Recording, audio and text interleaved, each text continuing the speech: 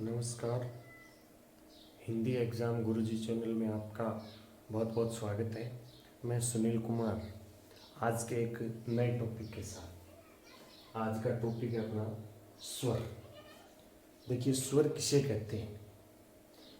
स्वर वे वर्ण होते हैं जिन्हें स्वतंत्र रूप से बोला जाता है, यानी ऐसे वर्ण या ऐसी ध्वनि बोलो जिनके बोलने में हमें किसी प्रकार की कोई बाधा नहीं आती, या जो वर्ण बिना किसी अन्य वर्ण की सहायता से बोले जाएं, वे स्वर कहलाते हैं।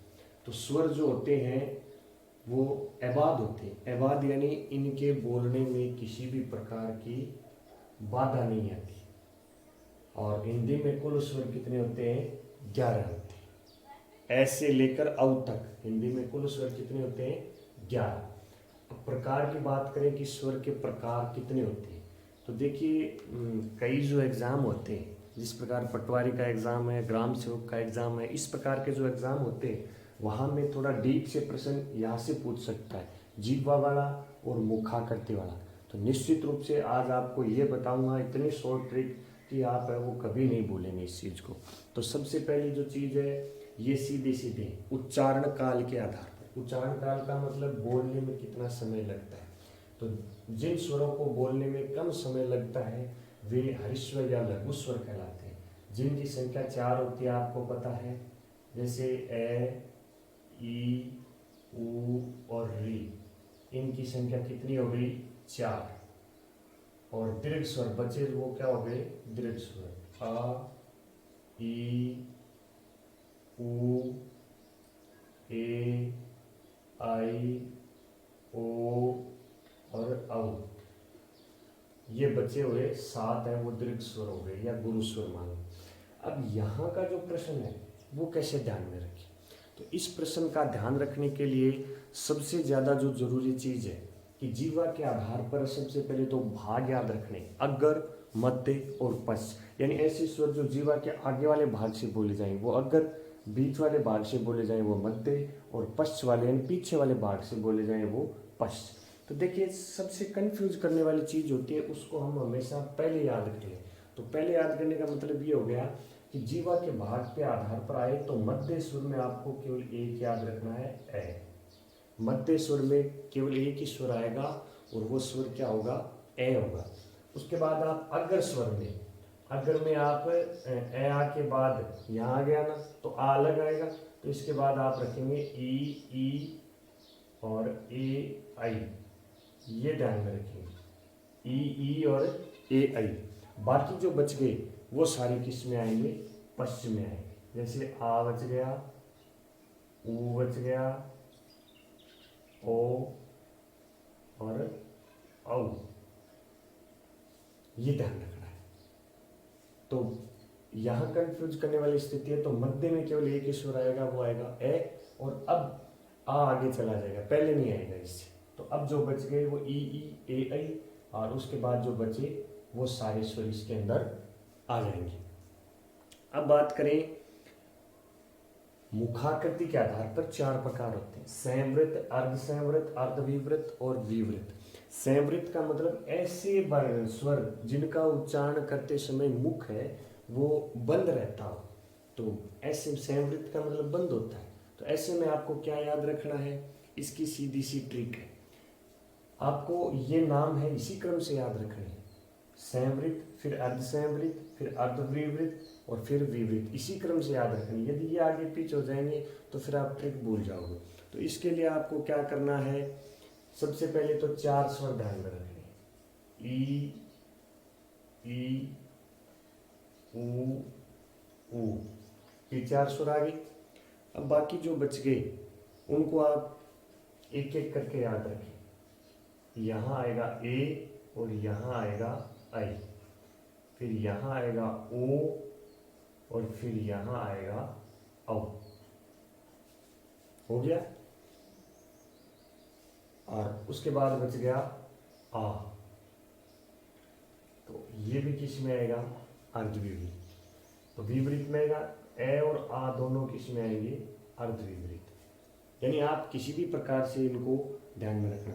तो सबसे पहले ध्यान रखने वाली चीज़ है ना, वो अंतर ये करना है आपको कि जीवा वाला जो अग्रभाग है ना, उसमें ई आएगा, इसमें भी ई आएगा, लेकिन यहाँ ए आई और यहाँ क्या आएगा, ऊ। तो आपको सबसे पहले क्रम ये ध्यान रखना है।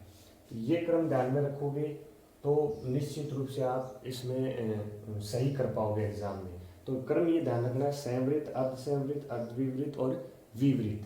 ई ऊ इसमें आएगा, फिर आप क्रम से ए आई ओ और बच गए वो ए आ इसके अंदर आ जाएगा। तो ये इसका हो गया। अब जो एक प्रकार और बचता है होठों के आकृति के आधार पर, तो वो कोई ज़्यादा इम्पोर्टेंट नहीं है। उसमें दो ही प्रकार होते हैं, गोलाकार और अगोलाकार।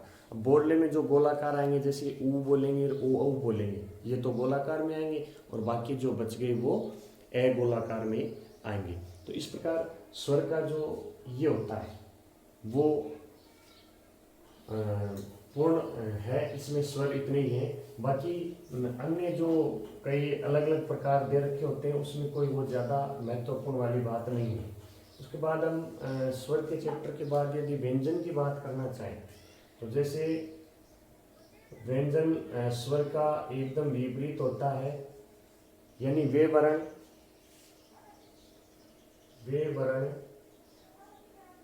जिन्हें स्वरों की सहायता से बोला जाए, वे वर्ण जिन्हें स्वरों की सहायता से बोला जाए उन्हें व्यंजन कहते हैं। ठीक है। और हिंदी में मूल व्यंजन 33 होते हैं। कितने होते हैं? 33 है। आप चाहें तो इसको नोट कर सकते हैं। हिंदी में मूल व्यंजन 33 होते हैं। आप वर्णमाला में मूल व्यंजन कितने होते हैं? 33। और कुल के आधार पर यदि पूछे तो कुल की संख्या इसकी 35 हो जाती है व्यंजन की। ठीक है। उसके बाद जैसे कई प्रकार ये पूछता है कि हिंदी वर्णमाला में मूल रूप से वर्ण कितने होते हैं। वर्ण की यदि बात करना चाहे कि कुल वर्ण, तो कुल वर्ण, प्रश्न मेरा ध्यान से सुनिएगा, यदि हिंदी में कुल वर्ण पूछे जाते हैं तो कुल हैं वो 56 हैं जिनको मानकता प्राप्त है। तो 56 मानक वर्ण है। कुल वर्ण कितने हैं? 56, इनको मानकता है। यदि मान लीजिए इस प्रकार हमारा विकल्प आ जाए कि जिसमें 56 उत्तर नहीं है, तब आपका विकल्प के अनुसार आपको उत्तर करना होगा। तब आपको मानने हैं फिर 44, ये विकल्प में नहीं है तो फिर आपको मानने हैं 46, और 46 भी यदि विकल्प में नहीं है तो आपको मानने हैं 56। ठीक है। और 56 भी नहीं है तो फिर आपको मानने हैं 52। तो कुल मानक वर्ण की बात पूछे ना, तब आपको 56 उत्तर करना है, और कुल वर्ण पूछे तो आपका ये क्रम रहेगा इसके अंदर 44, 46, 56 और 52। चाहे तो आप इसको नोट कर सकते हैं। हाँ, तो दोस्तों अब देखिए व्यंजन का वर्गीकरण। स्वर का वर्गीकरण सिंपल था, छोटा सा था, जो अच्छी तरीके से बता दिया। अब व्यंजन का वर्गीकरण है, वहाँ थोड़ा क्या है कि काफ़ी बच्चों को परेशानियाँ होती है कि इस प्रकार का उत्तर आए तो क्या करना है, इस प्रकार का उत्तर आए तो क्या करना है। तो निश्चित रूप से आपको व्यंजन है वो 2 पार्ट में पढ़ाऊँगा, और दोनों पार्ट में निश्चित रूप से आपकी जो समस्या है वो 100% है, वो यहाँ क्लियर कर दी जाएगी। तो व्यंजन वर्गीकरण में आप पहला देखेंगे उच्चारण स्थान के आधार पर। तो देखिए कई जगह उच्चारण स्थान है वो 10 लिखे होते हैं, कई जगह 7 ही होते हैं, कई जगह कितनी होती है। तो आपको बता दूं कि उच्चारण स्थान है वो मूल रूप से 7 होते हैं। उच्चारण स्थान व्यंजन के हैं वो मूल रूप से कितने होते हैं? 7 है। यदि इनमें सभी वर्ण यानी स्वर को और शामिल कर ले तो इनकी संख्या कितनी हो जाती है? 10। लेकिन व्यंजन का जो उच्चारण स्थान है वो 7 प्रकार से ही होगा। 7 में देखिए पहला कंठे। कंठे के अंदर कै वाले पूरे वर्ग आएंगे, इसके अलावा है और विसर्ग भी आएगा कंठे के अंदर। फिर तालव के अंदर चय वाला वर्ग है वो पूरा आएगा, चय वाला पूरा, 5 वर्ण वो आएंगे। मूर्धन्य के अंदर टय वर्ग वाला पूरे वर्ण आएंगे, इसी प्रकार दंत्य के अंदर तय वाला और ओष्ठ्य के अंदर तय वाला। फिर वर्त से होता है, वर्त से में न ल से 3 आते हैं और काकल्य में है और विसर्ग। अब आपको इसको याद क्या रखना है, इसको याद इस प्रकार रखना है के टी एम डी ओ, के टी एम डी ओ, इस प्रकार याद रखना है। के से कंठे हो गया, टी से तालव्य हो गया, एम से मूर्धन्य हो गया, डी से दंत्य हो गया, ओ से ओष्ठ्य हो गया, उसके बाद वर्त से और काकल्य हो गया। तो ये ध्यान रखना है। अब इसके अंदर क्या करना है कि आपको जैसे मैंने ये कुछ है वो कोष्टक में लिखे, या ये कोष्टक में या ये कोष्टक में। तो कोष्टक का मतलब ये हो गया कि ये 2 नंबर उत्तर होगा, 2 नंबर उत्तर होगा। कोष्टक वाला है वो 2 नंबर उत्तर होगा। तो 2 नंबर उत्तर का मतलब ये हो गया, जैसे मैं आपको समझा दूं कि जैसे प्रश्न ये आए, प्रश्न ये आ जाए कि निम्न में से वर्त से, निम्न में से वर्त से व्यंजन है। तो यहां आपको दे दे न, प, ज और से, तब आपका उत्तर यहाँ क्या होगा, न होगा। तो ये कोष्टक वाला उत्तर है, ये 2 नंबर होगा। तो पहले न, ल और से तीनों को क्या मानना है, व्रत से, और है और विसर्ग को क्या मानना है, काकल्य। इस प्रकार से अलग अलग जो उत्तर है वो आपको ध्यान में रखने हैं। तो कुल उच्चारण स्थान कितने हो गए, 7। 7 में ये कंठे, कंठ से बोले जाएंगे, ये तालु से बोले जाएंगे, मूर्धन्य बीच वाले भाग से, इनका उच्चारण करते समय दांत की जीवा स्पर्श करेगी, फिर ओष्ठ्य से बोले जाएंगे, फिर वत् से और फिर काकल्य। इसके अलावा सीधा सीधा याद करने का तरीका है, कंठे में क वर्ग आ गया, तालव्य में च, इसमें ये तय आ गया, इसमें तय, इसमें तय, इसमें ये नैलस है और ये है। अब आपको ये रलव और से याद करने, तो एक छोड़ दीजिए, दूसरे से ये रलव और से और है इधर आ गया। तो इस प्रकार से ये उच्चारण स्थान के आधार पर व्यंजन का पाठ पूरा होता है। इसके अलावा 2 प्रकार और पढ़ेंगे हम प्रयत्न के आधार पर, जिसमें आंतरिक प्रयत्न और बाह्य प्रयत्न बहुत ही शानदार तरीके से पढ़ेंगे।